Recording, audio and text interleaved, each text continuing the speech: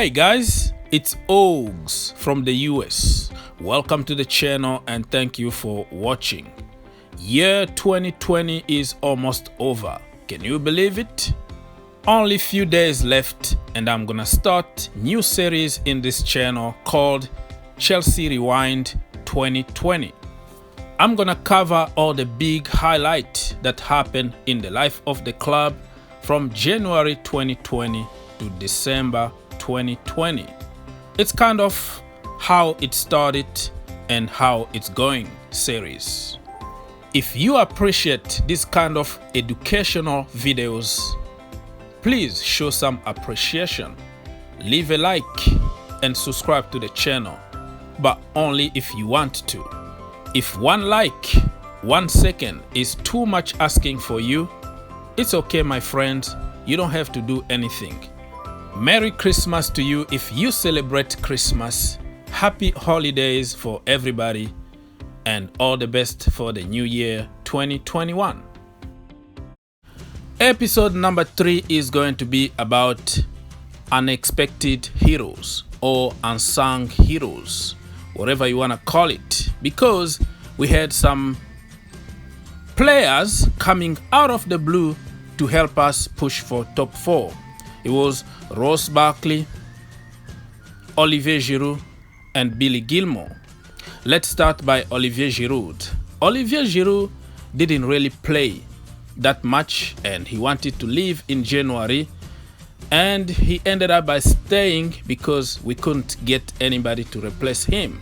So it was kind of unfortunate event for him, but it was very fortunate for Chelsea Football Club because after that, Tammy Abraham got injured, or every time he was on the field, he wasn't that good, and Olivier Giroud was given a chance and he took it.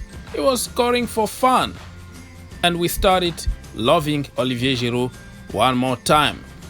And then Gilmour Barkley.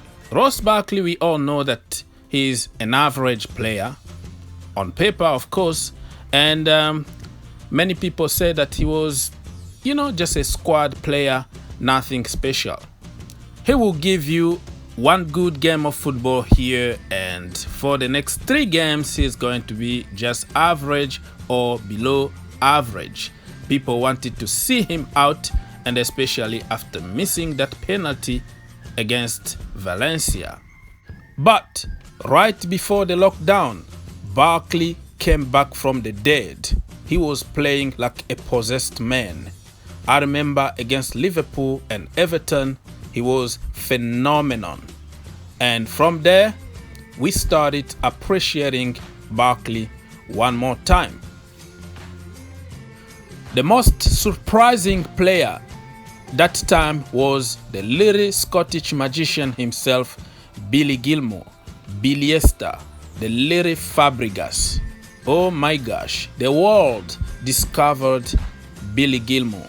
But I wasn't surprised because I've been watching the boy in the academy, and he had man of the match performances against Liverpool and Everton.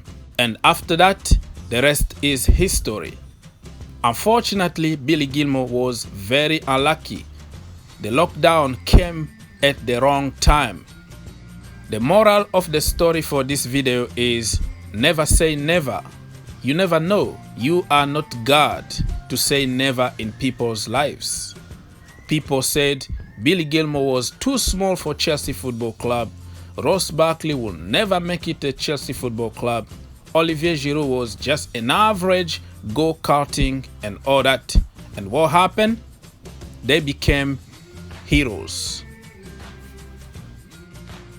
You were right at the top when it came to midfielders in the Premier League generation. So how much pleasure do you get now on the other side of the fence, seeing young talents come through, and particularly at Chelsea? I guess I'm thinking of, in the last few weeks before the lockdown, the emergence of Billy Gilmour. Yeah, I think we've obviously had a few young players come through this year, and that's given me great pleasure. They're great to work with. The young players are like sponges. They want to come in, they want to learn, and Billy probably gives me as much pleasure as anyone because When you look at Billy, he can be sort of slight in terms of his size. He's young, he's quiet, he's polite.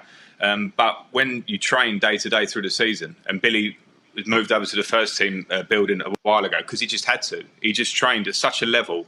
If you have a possession in training or a game or a simple passing, we start talking about attitude there and doing the basics right and learning that as a young player.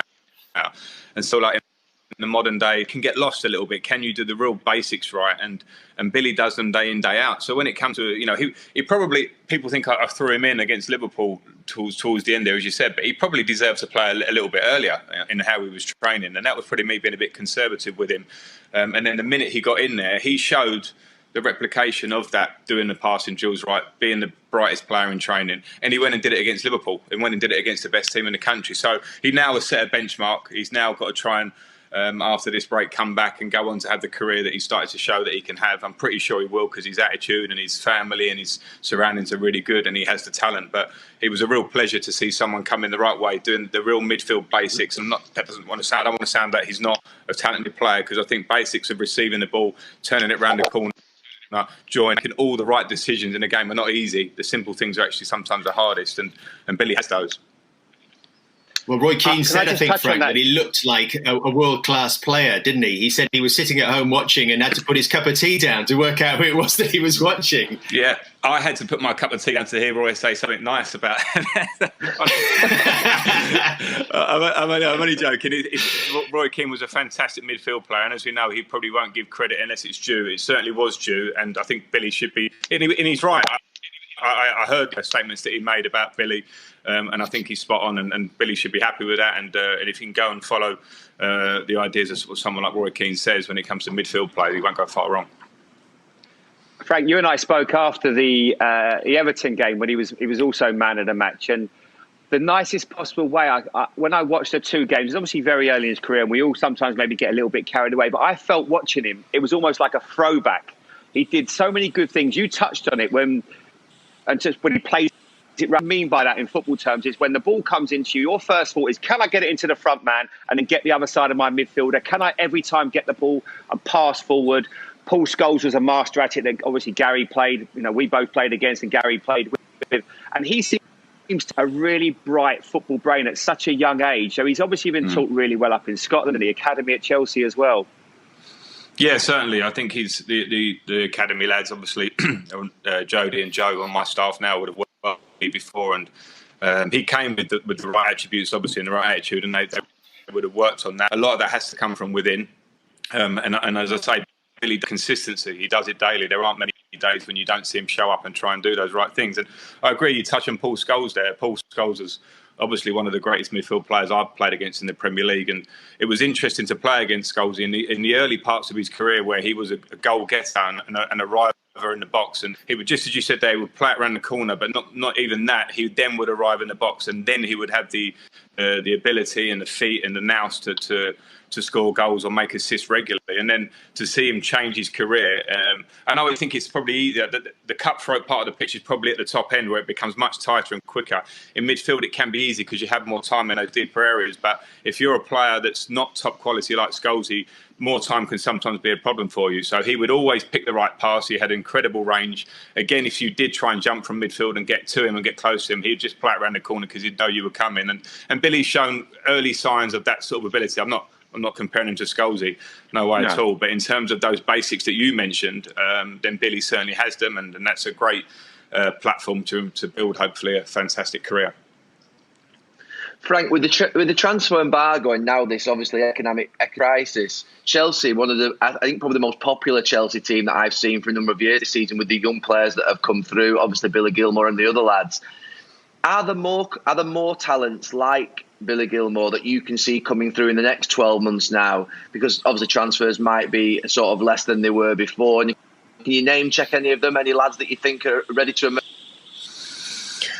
We've had another couple of young players. Tino Aneurin came on against Everton and played in a Carabao Cup earlier in the season. Ian Matson played some minutes. I don't want to leave out too many others because there are some other younger players that had the potential to come through. But we know the ones that are there.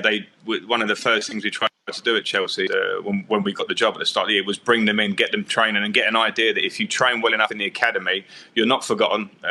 It will get flagged, and you will have the opportunity to come and train with us. So there are a few more that have shown themselves when they come and train with us. So I think we've got quite a lot of numbers that have played now this season, and even the Masons and the Tammies, etc., who have played for their country as well. But they still all have so far to go, and it's a huge plus for the club, obviously, that we have had this batch that are coming through and now showing it. But they also have got a long way to go, but they will be a huge part of how the club's move forward for sure.